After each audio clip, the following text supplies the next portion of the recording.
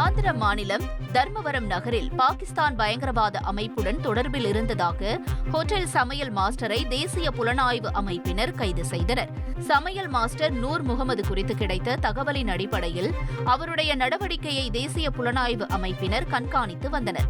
அதனைத் தொடர்ந்து அவருடைய வீட்டில் சோதனை நடத்தி 20 சிம் கார்டுகளை அவர்கள் பறிமுதல் செய்தனர். அந்த சிம் கார்டுகளை பயன்படுத்தி வாட்ஸ்அப் வழியாக பாகிஸ்தானில் உள்ள பயங்கரவாத அமைப்புகளுடன் நூர் முகமது தொடர்பில் இருந்தது உறுதி செய்யப்பட்டது. இதையடுத்து அவரை தேசிய புலனாய்வு அமைப்பினர் கைது செய்தனர். கிஷ்த்வாரில் ஏற்பட்ட மேக வெடிப்பில் பாதிக்கப்பட்டோருக்கு நிவாரணம் வழங்கப்படும் என ஜம்மு காஷ்மீர் முதல்வர் அறிவித்துள்ளார். ஜம்மு காஷ்மீரில் கிஷ்த்வாரில் ஏற்பட்ட மேக வெடிப்பில் உயிரிழந்தோரின் குடும்பத்தினருக்கு தலா 2 லட்சம் நிதியுதவி வழங்குவதாக ஜம்மு காஷ்மீர் முதல்வர் அறிவித்தார்.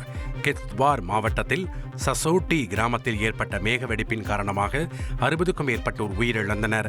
மேலும் 100க்கும் மேற்பட்டோர் காயமடைந்தனர். இதையடுத்து மேக வெடிப்பு ஏற்பட்ட பகுதிகளை ஜம்மு காஷ்மீர் முதல்வர் ஒமர் அப்துல்லா நேரில் ஆய்வு செய்தார்.